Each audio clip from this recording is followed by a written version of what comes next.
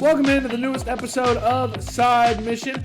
As always, I'm your host, Rusty Ellis. Today, joined for the first time ever by all of the boys, at least first time ever in 2022, because we did do the Game of the Year episode. Kyle Lynch is alive, everybody, and he joins us again today. I would talk about Thacker and Matt, but those two don't fucking matter. I only care about Kyle. Kyle, welcome back, brother. I've missed you. Man, it's good to be back. I'm excited to talk about some stuff today. Let's fucking go. I'm excited. Thacker and Matt are here as well. We're all here. And today we are talking about Lego Star Wars, the Skywalker Saga. And I just want to do a quick little poll. Did we all think when we first saw this game announced, did we think that this was like a collection? Or was that just me? Oh, yeah. I thought it was going to be like a remastered collection. Thacker, I'm pretty sure you did, didn't you?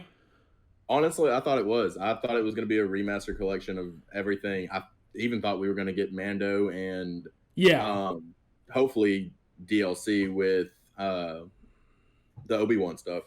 Yeah, Matt, I think, were we all on the same boat? Matt, you were too, right? Yeah, when they first announced it, I did think so. Wasn't that why you were hesitant to buy it at first? Yeah, so part of me was thinking that it was literally just going to be the original trilogy, the prequel trilogy, and then because they already did a Lego Force Awakens, but Last Jedi and Rise of Skywalker has not been done in Lego form, so I was just expecting it to be just a remaster of those. I was not expecting what we got, but I'm very happy with what we got. Yeah, it being an entirely new and reworked game, and really, it's got an entirely new identity for a Lego game. I don't think there's a Lego game that's ever been done like this. Of course, somebody will go and fact check and be like, "Oh, Rusty's a fucking idiot for saying that." But I mean, I think that it having this new identity I think that it works for the most part. Now, is this a Game of the Year contender? I don't think so, obviously, because we've talked about games that we already believe are Game of the Year contenders. But there's a lot of positive things here. It's like all Lego games. It's a collectathon, and I know for somebody like Kyle, who is where we're going to start today, I know that can be good and bad. Kyle, the first thing we need to know is, have you finished the platinum? I have, actually. So the platinum's done. Good. It is. How long did it take? I'm scared to look at that, to be honest. It's got to be over 100 hours. Oh my God. So long. It's wild to think. It's wild to think that you could spend that long on a Lego game, isn't it? Yeah, for real. Collecting over 1,000 of those blue bricks was insane. I think that was the moment, the first time I collected one, that was the moment I said, all right, I'm not platinuming this game. I saw that number, I said, that's not happening. But one of the biggest changes, and Kyle, I'll let you start here from a gameplay perspective. I thought that, at least for the shooting aspect of it, for any characters that use a blaster, I thought that it being pretty much a third-person cover shooter, I thought it worked out really well. I think this was a change that freshened up the gameplay. And there were changes to lightsaber combat too. It wasn't just, what it has been. There's a little bit more strategy involved. There's a little bit more, timing involved. But talk about that. Did that work? Did that work for all three of y'all? Did that work like it did for me? Oh, yeah. I loved the way they reworked the whole combat system. Not just for lightsabers and blasters, but even for characters like R2-D2 and C-3PO who, usually only had a couple of moves. Now they have a full move set with even, jump attacks. And I thought that was really cool because it made me actually enjoy playing as them, for more than just the puzzles that they were used for, the doors that you need them to get open. You could actually use, all these characters who were, side characters and expect to, be able to go into a fight and do damage and not have to switch to somebody who's got a lightsaber or a blaster. And I really loved the way that, you said that they made this a kind of third-person cover shooter. It was so much better than it. Not that the old combat with blasters or, with ranged weapons were bad in the old games, but I think that this was definitely a change that we needed and really freshened it up. I loved it. I loved the combat, everything, but I would say the lightsaber battles were kind of, I don't know, they weren't memorable. All of them kind of had the same pattern, I would say. I feel that because it's one of those things where it's like you think about the movies or you think about any Star Wars media. Some of the most memorable things that we've seen are the lightsaber battles. You think of Phantom Menace, a shit ass movie. The number one thing people talk about though is the duel with Darth Maul at the very end between him, Qui-Gon, and Obi-Wan. So I feel that there that the one that really stuck out to me that I was like, this was kind of oversimplified was Count Dooku's at the start of Episode 3. I really felt like that one was oversimplified a lot. And I don't know, lightsaber combat was fun in this game. I definitely enjoyed kind of the more blaster combat. Thacker, what kind of impression did that leave on you? Honestly, I don't know about y'all, but what all system did y'all get it on? I got it on PS5. PlayStation 5. PlayStation 5. So I am the only one who had the Switch experience. So how was the Switch experience? I've actually been meaning to ask you that. How was the Switch experience? I absolutely loved it. For this game being huge, I give a great deal of props to Kyle for platinuming this game. But this was a game that I did not want achievements getting in the way because I would have tried it. So with the Switch, I was able to play it more on the go. Even at work when we were dead slow, I was able to play it and get a lot of time into it. But no, like with the combat, for me being able to play it more on the go, it was a beautiful game. I enjoyed it a lot, especially with the blaster system being more of that user-friendly than us being able to have that blaster, the shooting. I've lost my thought.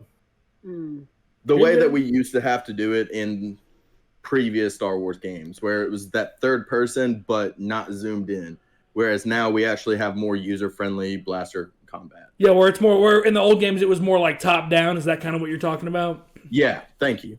Okay, yeah, no, I definitely, and Matt, I'll let you take this. Was this a change that freshened up the gameplay enough to justify the price tag?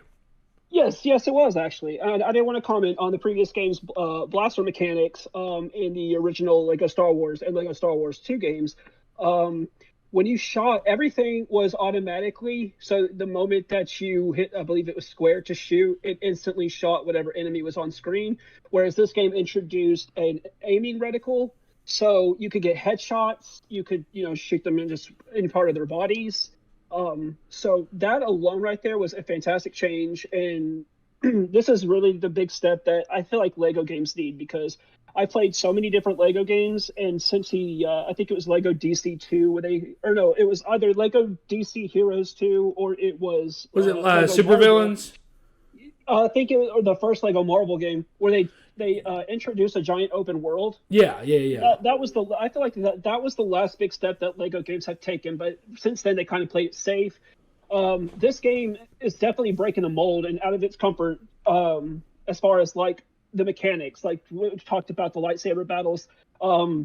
Heck, maybe now they can do Lego Demon Souls now, because this is kind of this is the Demon Souls of Lego games with combat. I think we all saw the TikTok. The one that I saw was the guy saying, "What the hell? I paid $70 for Lego Star Wars and I got Elden Ring for some reason." And it's funny because you look at some of the boss fights where you're having to dodge roll out of the way and stuff. That it very much feels like Elden Ring at that point. I think that another thing this game really did well, and I think that Lego Star Wars is really... Correct me if I'm wrong, because I haven't played a ton of other Lego games. I've played the Lego Marvel Superheroes, and obviously that's open world. This one, it does a good job of kind of maintaining that episodic feel to it.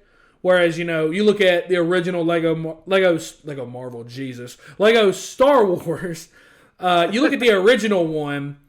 You're in Dax's diner and all that, and you go into the different rooms for episode 1, episode 2, episode 3. Yeah. I liked in this one how it literally is just you playing through each individual episode, and you're playing through the key moments, and each episode still manages to be around at least an hour and 45 minutes to 2 hours. Some of the episodes that we don't love maybe are a little bit longer, but we'll talk about that a little bit in a bit.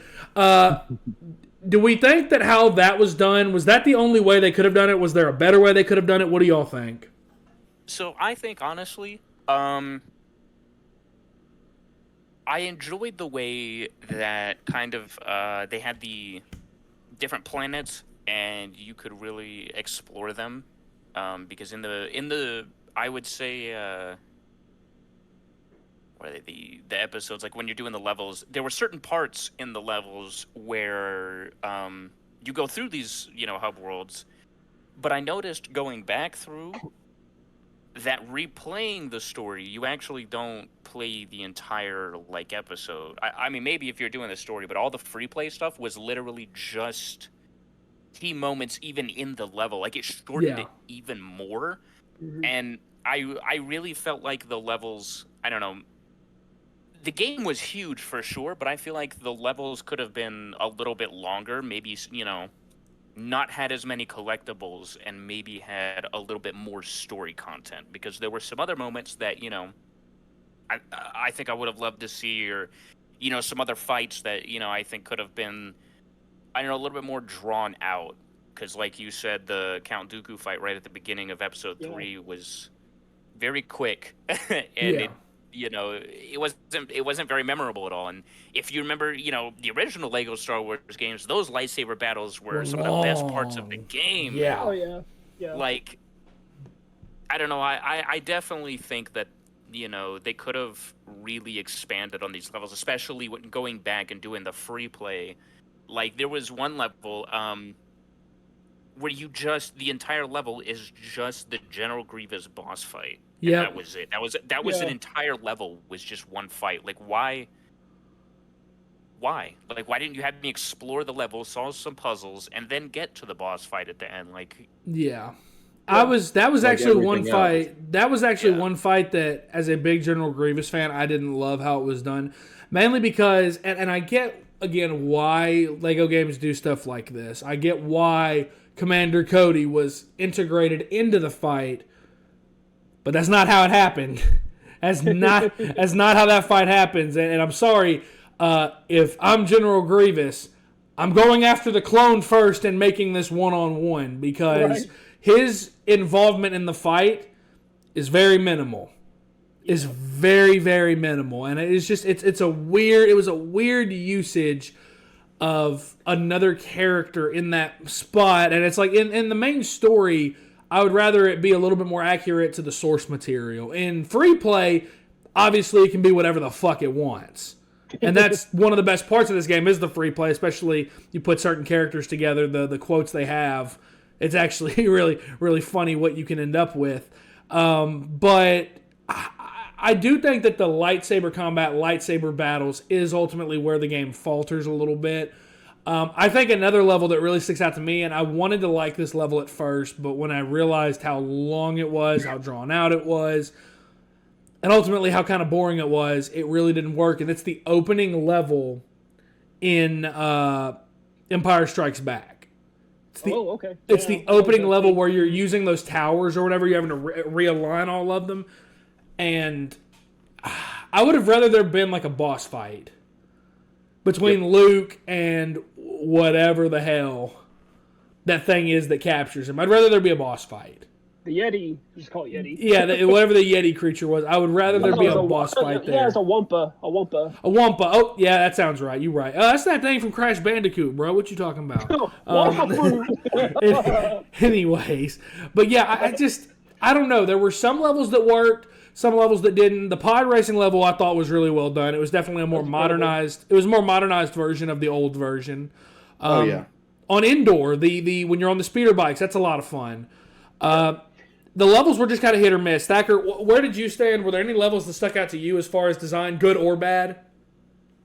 Good. I'd have to say probably the pod racing. I'm with you on that one. I've always loved pod racing on any of the Lego games. In fact, I still have the pod racing game for the N64. Great game. Great. Beautiful game. But with that, it's one of those. I absolutely love that level. Having it modernized, as you said, just brought a new light to it. I think my only level that I actually wasn't a fan of was the scooter or the pretty much the speeder on Endor. Oh, you didn't like that? Okay. No, because surprisingly, my game glitched at that point. Okay. And what had happened was I was stuck in just one spot and couldn't move around, just kept going forward, and eventually until I hit a tree, and then I was just stuck in front of the tree. And I had to do that about 2 or 3 times before it actually caught up and I was able to actually progress through the story. Okay. I want to say, here's what stuck out to me from Lego Star Wars, the original one, with this one, is the beginning of episode 3. So in the original... Yes, okay, I'm glad you're talking about this. I'm glad you're talking about this, yes. You start off as either Obi-Wan or Anakin in the Starfighter, and you're flying through space. A bunch of explosions are happening as the Trade Federation is, fighting against the clones. And then, you get to do that whole segment. Then you get to go through the ship itself as it flips upside down. But in this game, it's literally cutscene, land in the dock, and then you go a little bit further, and that's where the Dooku fight will start. But it completely skipped out on that whole part of the game where it flips upside down and you actually get to traverse the level. And that's just they did this a couple of times in this game. A lot of things got more focus and attention. Where the Gungans live, I can't remember the name of it right now. Yeah, okay, I see what you're saying. Yeah. But I thought that was kind of cool. But whereas in this game, compared to the original, you actually got to play as Padme climbing up the Theed's palace. This game did not have that. It was strictly just I'm just gonna call it Duel of the Fates. That whole section with Darth Maul. So it's this game added so much more, but I feel like it took some of the more things that I liked about the original. And another thing I wanted to touch upon is the fact that with this game not exactly having a HUD world, I kind of miss the interactions with Dexter's Diner or in the second game when you're on Tatooine, of the villains and the heroes interacting and fighting each other, just randomly fighting each other on the hub world, which was really entertaining. And then in those games, you actually got to look at the mini kits, on these models, that you collect throughout the game when you collect the mini kits. Yeah. And this game did not have that. You could view them in a gallery on this game, but it didn't have them portrayed on a hub world. So I think that was something that I did actually miss. So I have a theory, and I want to see what y'all think about this.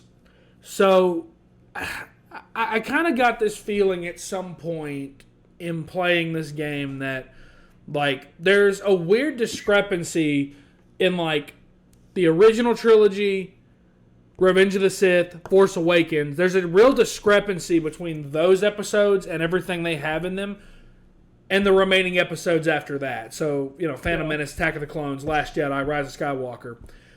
I have a theory that LucasArts or whoever the developer was that made this, I have a feeling that they were told to make an emphasis on movies that people don't like and expand on things in movies that people didn't like to see if they could make them like them more. And because everyone knows that pretty much Empire, Revenge of the Sith, Force Awakens, Return of the Jedi, those are 4 films, and New Hope, obviously. Those are 5 films that everybody pretty much likes. At the very least, they like those films. I think that 2 of the best Star Wars movies of all times are in that group. It feels like they said, okay, we know people love these, so if we cut out a lot of stuff from these, we can pack on a lot of stuff from these others to really see if we can make people like them. Because I think it is unreasonable as fuck how long Last Jedi and Rise of Skywalker were in this. It felt like those could have been a game by themselves. I think Rise of Skywalker took me 4 hours. And I'm not exaggerating. What were you going to say, Matt? I'm sorry for interrupting you. I just want to think. I think that the reason why those were probably longer is the fact that those did not actually get Lego games. That to me is not a good enough answer. That's not a good enough answer to me. I see what you're going with there. To me, that's not. If this is an entirely new game that's getting built, either give them all a similar amount of time, or nothing else. That's your option. Either don't do the game or make them all similar. Because the fact that the episodes that were great to me were Empire Revenge of the Sith. Those two stuck out to me the most as episodes that got cut back the most. Like, it was almost absurd how much those got cut down. But Rise of Skywalker, Last Jedi, for some reason, those each took me like 3 to 4 hours. And I get it, they didn't get their own game. It's one of those where if you don't like these movies, you're not going to like the game much more, in my opinion. Yeah. And I'll give you an example. Rise of Skywalker, the section where Rey goes into whatever it is, the old Star Destroyer, the old Death Star, whatever the hell it is, that the wreckage. Yeah, it goes into the debris in Rise of Skywalker, probably about a little over halfway into the episode. There's that climbing and platforming section that takes like 25 minutes. And I'm sorry, but it did not take that long in the damn movie. And there was no reason it had to take that long in this episode. And the fact that, again, BB-8, who I don't remember BB-8 even being there to begin with. And maybe I'm misremembering a terrible movie, but who knows. I don't know. I feel like there was an emphasis that was put on the bad episodes to expand on more of them and to maybe show different things that we haven't seen, because I liked seeing a little bit more of the Gungans. As crazy as that sounds, I liked seeing more of their their underwater area. I liked seeing more of that. And maybe I'm talking out my ass and I could be very well off. I don't know. I feel like there was an emphasis on cutting back episodes that people knowingly have already loved and trying to expand on and create love for these episodes that nobody likes. I mean, I'll be honest, the Attack of the Clones stadium, or the battle in the arena, that was done so much better in the original, in my opinion. I'm just going to be honest. It was done so much better in the original, in my opinion. It felt like a bigger battle because there were more Jedis and more droids on screen. And yes. This was on PlayStation 2 hardware. Exactly. Not only that, we got a little bit more stuff to do in it. Yeah. Like Attack of the Clones, go ahead. My bad, Thacker. I was going to say, between the droids and everything, and then the boss battle there, along with actually having the 3 creatures to fight as well, there was a lot to do. And yet it somehow was done better in the original. Yep. When you only fight Jango Fett. Uh-huh. Think about that. But the thing is, there were other things that I thought this game did better. This is where this game becomes a mixed bag. I said at the top of this episode that I feel like we all like this game. I feel like we all do, right? Yeah. I love this game. Yeah, I enjoy it. Yeah, we all. I think the worst any of us would rate this, I'd probably give this game like a 7. I think that's the worst any of us would rate it. I wouldn't rate it any lower. I think any lower is just being harsh. But I mean, I could see people giving it an 8. I mean, I could see that. I mean, I think it's a quality game, and I think I'll give you one level in Attack of the Clones that really worked for me. The Camino level really worked for me. I liked that level. It bugged out on me one time, and I had to reset my game because of it. But other than we that, had the same bug. So it happened to you too. Okay, good to know. When you start it up and the screen just goes black, but you can still hear the cutscene. Yep. That same thing happened to me. So I think that there are levels that were done better. I mean, we mentioned the pod racing scene. The Darth Maul fight's done really, really well. I think that's really enjoyable. And I think that there's moments, again, in the later games. I like how the Rey and Kylo Ren fight was expanded upon in Force Awakens. I like how you actually had to go and plant the detonators as Han and Chewie in Force Awakens. I liked that. I liked how you expanded on that. But there were just other things that I felt could have been so much better. Kyle, talk about what levels stuck out to you. What was your favorite level in this, in your opinion? Man, there were a few that I liked. There were a lot of them that I felt like were extremely short. The pacing in this was very different. I don't know. Episode 3, I felt like was extremely short, and there were some levels in there that I really wanted to enjoy, like the General Grievous fight. But I just ended up not. I don't know. I really liked the Anakin and Obi-Wan fight. That was still really good. Yeah, I think so. Honestly, I feel like that's the biggest problem, is that so many of the levels kind of just mash together when the pacing is off like this, and the ones that stick out to me are the bad ones. Like you said, the ones that got expanded upon that we didn't really care about because I wanted to play more of episode 3 than I did of episode 1. Why was episode 1 so long? Why was episode 8 so long when I wanted to play more of, episode 5?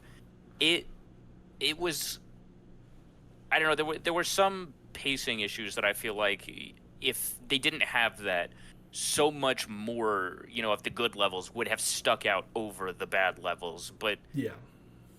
one thing that really ruined my life Oh my god. was spending all this time to get the 100%. Oh no. Only to find out Oh no, I know what that this what coming. you get is this room with the original characters and a lever that says 100% above it, and when you pull the lever, it rains down infinite studs on you. And the problem with that is, I already used all the studs I fucking need to achieve the 100%. So why would you give me infinite studs as a reward?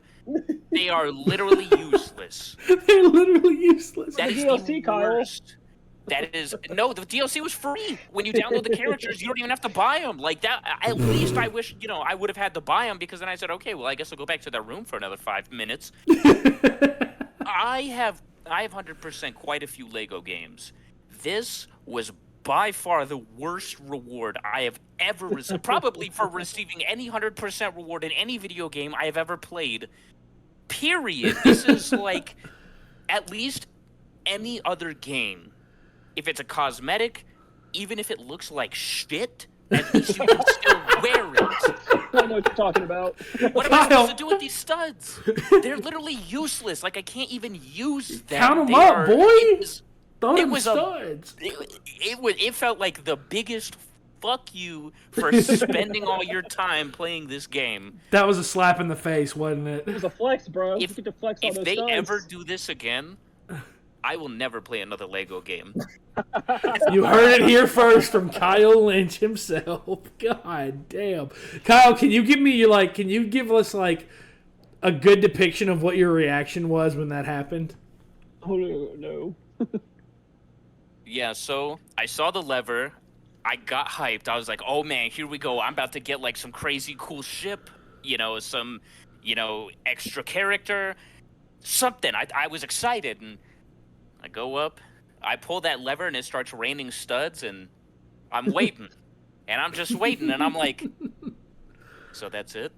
I pick up my phone, and I'm like, I don't want to do this.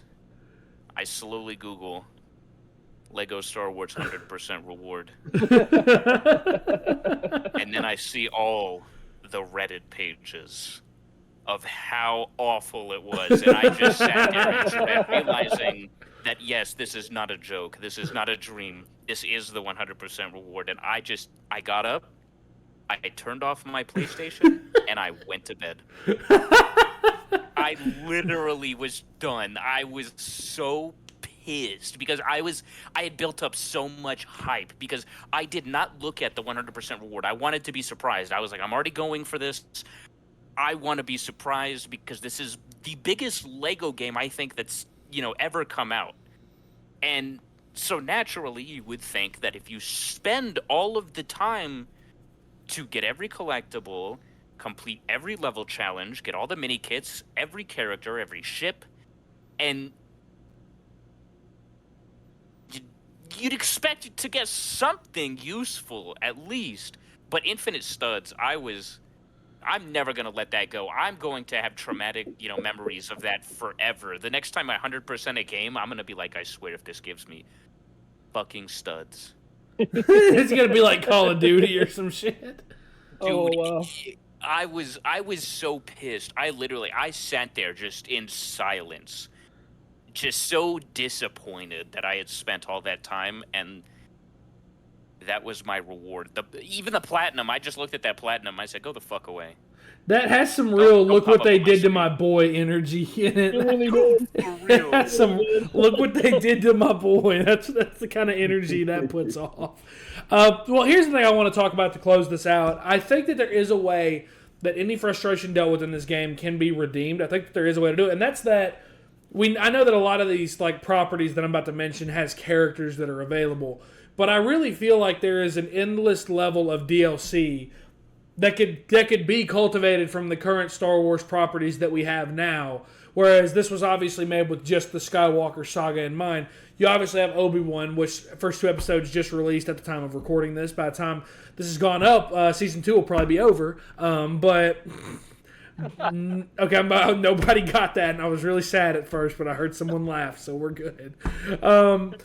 There's obviously that. There's Mandalorian season 1 and 2. There's Book of Boba Fett.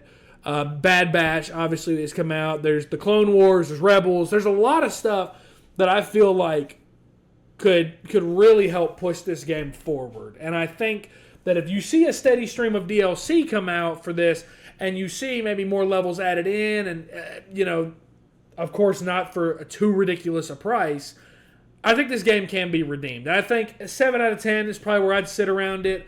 I'm not going to make each of you go around and say all your scores because that would be kind of a corny way to end this. But that's Lego Star Wars Skywalker Saga. I think, honestly, it kind of met my expectations. Didn't really exceed. Didn't really fall below. At some point, I was ready to be done with it. And I think that for 90% of games, that's just kind of how it is. That's just kind of how games are. But that is going to do it for this episode of Side Mission. Be sure to follow us on Twitter at Side Mission Pod. Kyle is now here so I can make this joke. You can follow all of us, including Kyle now. We have no idea why the fuck Twitter let him back on. But he's there, so you can go follow him. But for Kyle, for Matt, and for Thacker, I am Rusty. Thank you for listening.